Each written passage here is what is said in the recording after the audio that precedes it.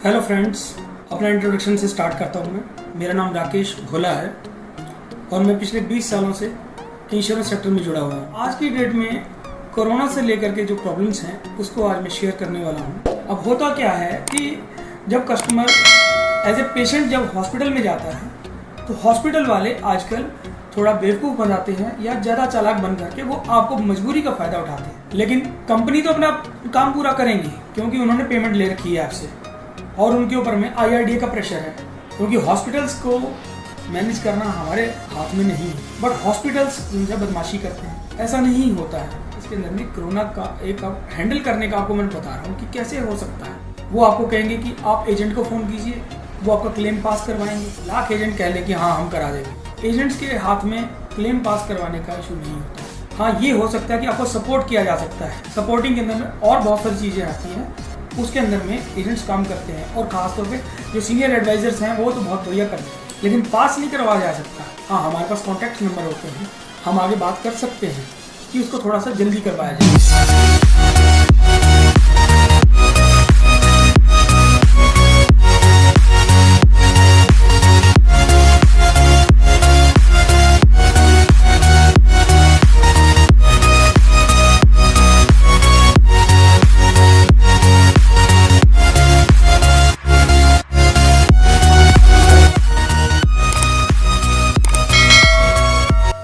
Hello my friends, काफ़ी friends जुड़ने लगे हैं।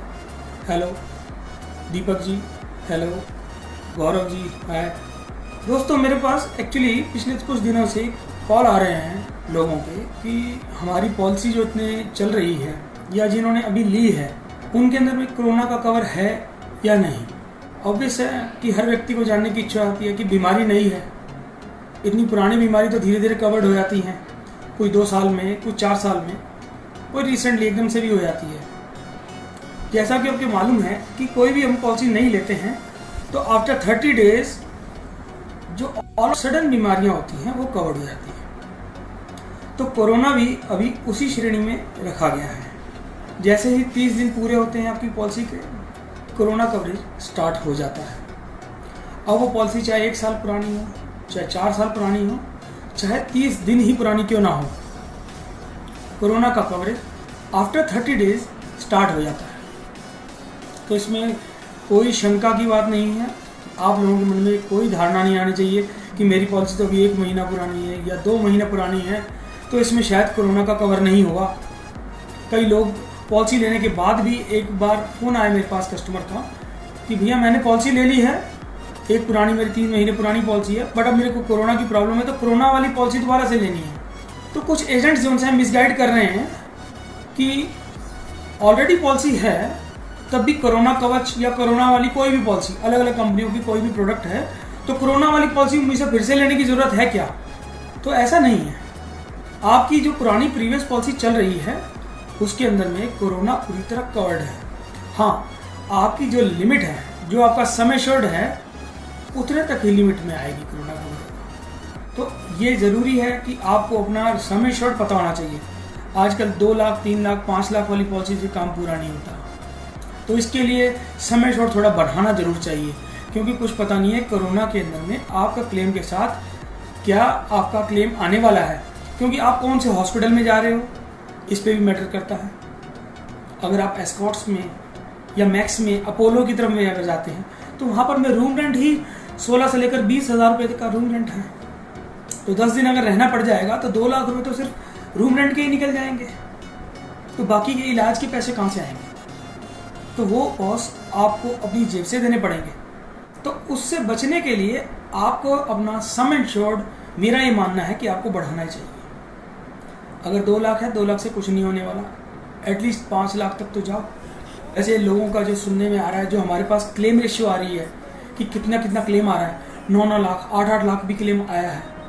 तो अगर आप सम इंश्योर्ड बढ़ा सके तो बहुत बढ़िया। इसके लिए आजकल आप एक टॉपअप प्लान आया हुआ है, आप उसको प्रेफर कर सकते हैं। सस्ता प्लान है, वो भी काम आता है। अब इसके अंदर में चीज़ सोचने वाली जो आ रही है वो ये आ रही है कि कोरोना के अंदर में जब क्लेम आएगा, एट द मोमेंट आपको कितना क्लेम तक मिलेगा। मैं आपको एक ज़रूरी चीज़ ये बता देना चाहता हूँ कि गाइडलाइंस आई हुई हैं कि कोई भी हॉस्पिटल या कोई भी कंपनी एक लिमिटेड अमाउंट तक ही पेमेंट ले सकती है कस्टमर से, या हॉस्पिटल कस्टमर से लेगा या हॉस्पिटल कंपनी से लेगी।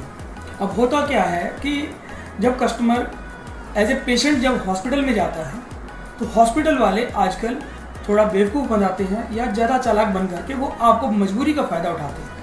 वही जो बेड आपको एक 6 या 7 हज़ार रुपये में अवेलेबल है, उसी का वो 20-20 हज़ार रुपये पर डे का आप चार्जेस कर रहे हैं। इन दैट केस आप क्या करोगे? अब सरकार ने आपको लिमिट बांध दी है कि एक बेड का 12,000 देंगे या 13,000 रुपये देंगे या 8,000 रुपये पर डे का देंगे, और हॉस्पिटल मांग रहा है ज़्यादा। इन दैट केस क्या करेंगे? तो ये प्रॉब्लम्स वहाँ पर आपको खुद ही हैंडल करनी पड़ेगी, क्योंकि कंपनीज को गाइडलाइन दे दी गई हैं कि आपने इससे ऊपर नहीं देना, और हॉस्पिटल को बोल दिया गया कि इससे ऊपर नहीं लेना। लेकिन कंपनी तो अपना काम पूरा करेंगी क्योंकि उन्होंने पेमेंट ले रखी है आपसे और उनके ऊपर में IRDA का प्रेशर है। बट हॉस्पिटल्स उनसे बदमाशी करते हैं। हॉस्पिटल्स ऐसा नहीं कि सारे करते हैं, ऐसा मैं नहीं कहना चाहता हूँ, बट कुछ ऐसे हॉस्पिटल्स हैं जो अभी मजबूरी के अंदर पूरा फ़ायदा उठाना नहीं चाहती। मजबूर पेशेंट आ रहा है जिसके पास में प्रॉब्लम है, जिसको बेड नहीं मिल रहा है। इन दैट केस में वो क्या करेगा? उसको तो बेड लेना है तो लेना ही पड़ता है। तो जब क्लेम आता है एट दैट टाइम आप अपना ध्यान रखें कि आपने हॉस्पिटल के साथ में किस तरह से व्यवहार करना है। पहली बात, हो सकता है कि वो आपको कहें कि हाँ जी बेड नहीं है, तो आपको एज ए सिक्योरिटी अमाउंट 10-15 हज़ार रुपये आपको जमा कराना पड़ेगा, डिपॉजिट करवाना पड़ेगा। वो आप करवा के आप उनसे पहले आप कह सकते हैं कि हाँ मैम कैश में पेमेंट करेंगे। अगर वो एग्री करते हैं कि ठीक है आपको पॉलिसी के ऊपर बिहाफ पे काम करेंगे तो that is well and good, बहुत बढ़िया है। बट अगर वो नहीं कर रहे हैं और आपको परेशान कर रहे हैं तो आप कैश में बेड लीजिए। एक बार एडमिशन हो जाए उसके बाद में आप अपने डॉक्यूमेंट्स प्रोड्यूस कीजिए उनके TPA टेस्ट के। TPA वाले को लेने ही पड़ेंगे, एडमिशन आपको मिल चुका है। अपने डॉक्यूमेंट्स वगैरह पूरे रेडी रखिए, विद इन 1.5 आवर उनको TPA डेस्क के ऊपर में अपने डॉक्यूमेंट्स सबमिट कराएं और उनको कहें कि आप प्लीज़ लॉन्च कीजिए हमारा क्लेम। वो क्लेम लॉन्च करेंगे और आपको क्लेम मिलेगा। ये इसके अंदर में कोरोना का एक हैंडल करने का आपको मैं बता रहा हूँ कि कैसे हो सकता है, क्योंकि हॉस्पिटल्स को मैनेज करना हमारे हाथ में नहीं है। वो आपको कहेंगे कि आप एजेंट को फ़ोन कीजिए, वो आपका क्लेम पास करवाएंगे। ऐसा नहीं होता है। एजेंट्स के हाथ में क्लेम पास करवाने का इशू नहीं होता है। लाख एजेंट कह लें कि हाँ हम करा देंगे, हाँ ये हो सकता है कि आपको सपोर्ट किया जा सकता है, लेकिन पास नहीं करवाया जा सकता है।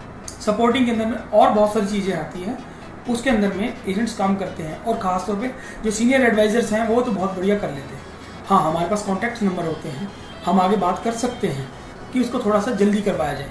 बट अगर सपोज कर लीजिए कि अगर आप अपने कहीं लैग कर रहे हैं, आपकी लापरवाही कहीं नज़र आ रही है, तो आपका क्लेम नहीं पास होगा। तो अपनी लापरवाही नहीं करनी है। आप ये याद रखिए कि लापरवाही जहाँ पर भी आपकी नज़र आएगी उस केस में आपका क्लेम पास नहीं होगा। वो चाहे कोई भी हो, चाहे कोरोना हो, चाहे वो एक स्टोन का हो, गॉल ब्लैडर के अंदर स्टोन का हो, चाहे वो हर्निया का क्लेम हो, कैसा भी आपका क्लेम हो सकता है। अगर लापरवाही नज़र आती है तो लापरवाही के केस में आपके क्लेम्स पास नहीं होते। अगर आप कभी भी क्लेम लेने जा रहे हैं या हॉस्पिटल में एडमिट होने जा रहे हैं तो आपके पास में अपना प्रीवियस रिकॉर्ड रखना चाहिए कि पिछला हम जो अभी 4 दिन 5 दिन पहले डॉक्टर के पास हम गए, उससे हमने प्रिस्क्रिप्शन करवाया, हमने चेकअप करवाया, तो उसमें प्रिस्क्राइब करके दिया कि आपको ये गोली खानी है, तो आपने 3-4 दिन गोली खाई, आपने ट्रीटमेंट लिया, अब आपको फ़र्क नहीं पड़ रहा है तो आप क्लेम लेने जाएंगे। क्योंकि जब आप क्लेम लेने के लिए बड़े हॉस्पिटल में जाएंगे तो डॉक्टर्स पूछेंगे कि अभी आपको किसने रेफ़र किया, तो आपको दिखाना पड़ेगा कि हाँ जी ये हमारा प्रिस्क्रिप्शन है, हम फलां डॉक्टर के पास गए थे, उसने हमारे को 4 दिन की दवाई दी, हमें आराम नहीं आया, अब उसने रेफ़र कर दिया कि बड़े हॉस्पिटल में एडमिट होने चाहिए। तो आपका एक प्रोसेस बन गया, एक चैनल बन गया, इसको डिक्लाइन नहीं कर सकती कंपनीज। बाकी बीमारियां हैं, बीमारियां अपने टाइम के ऊपर में एलिजिबल होती हैं। 30 दिन के बाद में कोरोना कवर्ड है, ये मैंने आपको बता दिया। एक्सीडेंटल जो भी ऑल ऑफ सडन होता है वो सब 30 दिन के बाद कवर्ड है। उसके बाद जो बीमारियां जिनके अंदर ज़्यादातर ऑपरेशन कवरेज नहीं है, जैसे स्टोन हो गया, गॉल ब्लैडर के अंदर में हो गया या किडनी में हो गया, नी रिप्लेसमेंट है, जो हम घुटने की कटोरियाँ बदलने का बोलते हैं, नी रिप्लेसमेंट है, ये सब 2 से 3 साल के बाद कवर्ड होते हैं। अगर आपको पहले हैं तो आप डिस्क्लोज कीजिए, कंपनी उसको अपने अकॉर्डिंगली एक्सक्लूजन दे करके 3 साल या 4 साल का दे करके उसके बाद कवर करेगी। अगर आपको है और आपने नहीं बताया, इन दैट केस आपका क्लेम पास नहीं होगा, आपकी पॉलिसी नल एंड वॉइड हो जाएगी। मतलब आप प्रीमियम जो भर चुके हैं वो भर चुके हैं, उसके बाद ना तो पॉलिसी चलेगी ना उसका बेनिफिट मिलने वाला बॉस। तो अपनी जो भी प्रॉब्लम्स हैं वो अपने एजेंट्स को क्लियर करें और साथ में फॉर्म के अंदर में मेंशन करवाएं कि उसका आपको ट्रीटमेंट टाइमली मिल सके। ये 30 दिन के बाद के प्रोसेस है और 2 साल के बाद है। अब जो पीईडी है वो 4 साल बाद भी हो सकती है। जनरली 48 मंथ्स का टाइम कंपनी देती हैं, जिसमें पीएसयू सेक्टर्स की जो गवर्नमेंट सेक्टर की कंपनी होती हैं, नेशनल है, यूनाइटेड है, ये सब 4 साल बाद कवर करती हैं।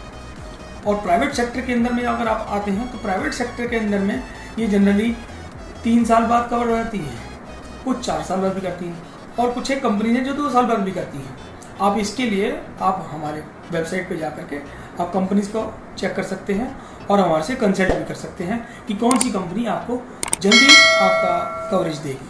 तो 30 दिन बाद, 2 साल बाद और 4 साल बाद ये कवरेज की बात आ गई। इसके बाद आता है रूम रेंट की बात। तो रूम रेंट आप अपनी पॉलिसी के अकॉर्डिंगली आप ले सकते हैं। आपने किस कंपनी से ले रखी है डिपेंड करता है। अगर आपने गवर्नमेंट सेक्टर की कंपनी से ले रखी है तो आपको 1% ऑफ द सम एश्योर्ड से ऊपर पैसे नहीं मिलने वाले हैं। ये मैं वार्ड की बात कर रहा हूँ, आईसीयू की नहीं।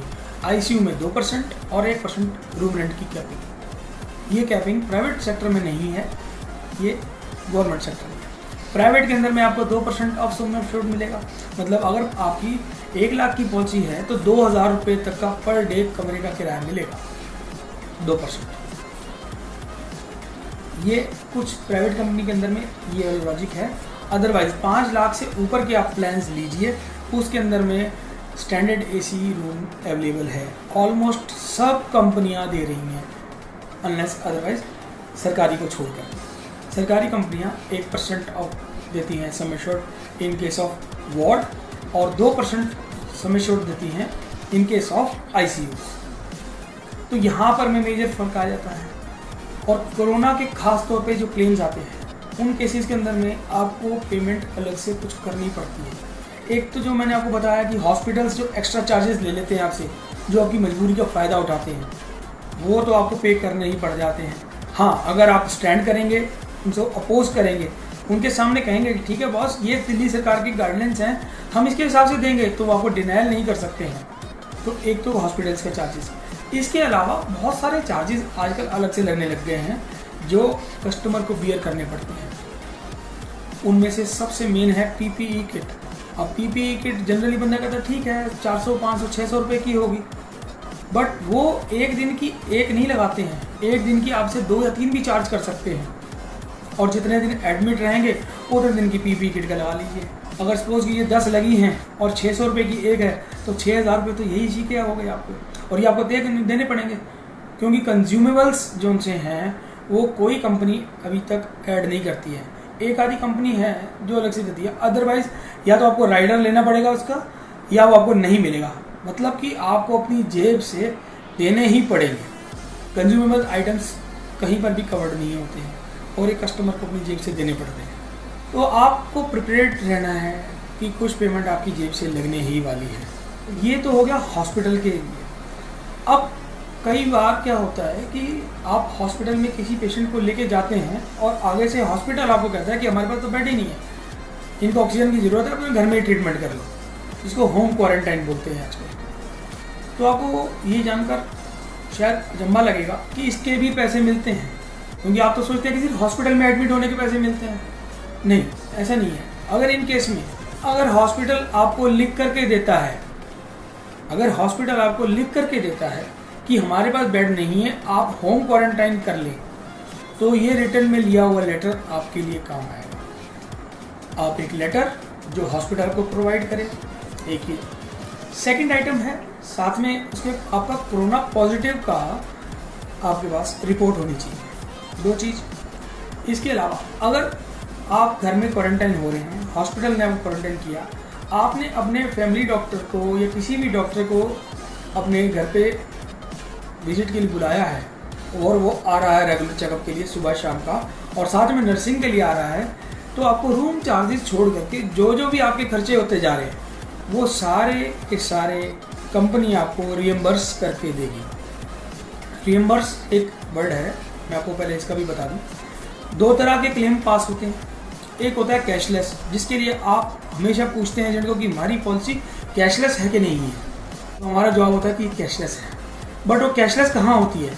वो कैशलेस जो सी होती है वो सिर्फ हॉस्पिटल्स के अंदर में कैशलेस होती है कि आपको 24 आवर्स के लिए एटलीस्ट एडमिट होना पड़ेगा, तो कैशलेस होता है। और साथ में हॉस्पिटल में ट्रीटमेंट भी कराना ज़रूरी होता है, ये भी आप ध्यान रखिए, क्योंकि जनरली का भी आपको कई लोग गाइड कर देते हैं, अरे आप हॉस्पिटल में जाइए और हॉस्पिटल के अंदर में आप वहाँ पे टेस्ट करा लीजिए, 24 आवर्स के लिए एडमिट भी हो जाइए, आपके टेस्ट भी हो जाएंगे।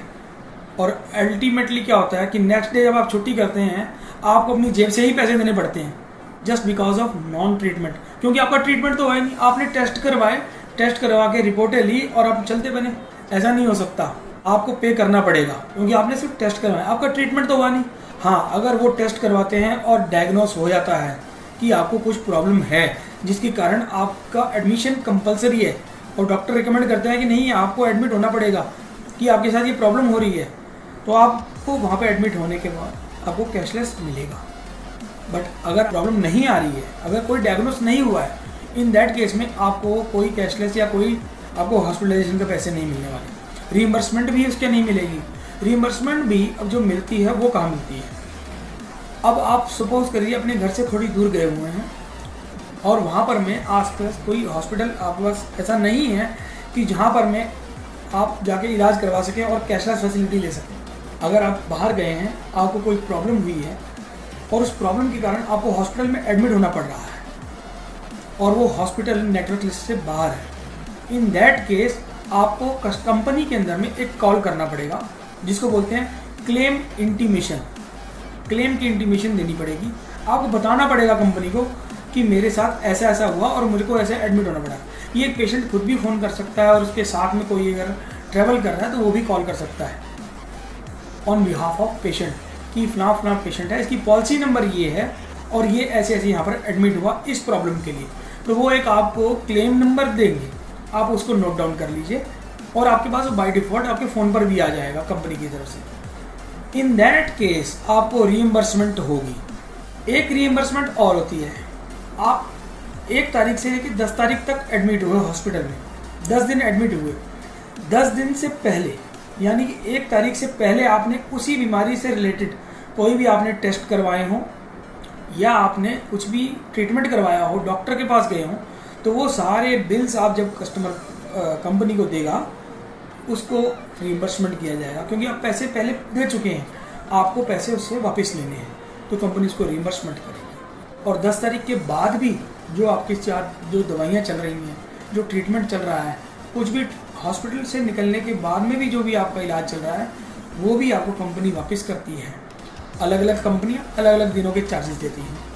कोई कंपनी हॉस्पिटल से पहले 2 महीने के पैसे देती है सेम बीमारी के, कोई 1 महीने के देती है। हॉस्पिटल से डिस्चार्ज होने के बाद कोई कंपनी 2 महीने देती है, कोई 3 देती है और कोई 6 महीने भी देती है।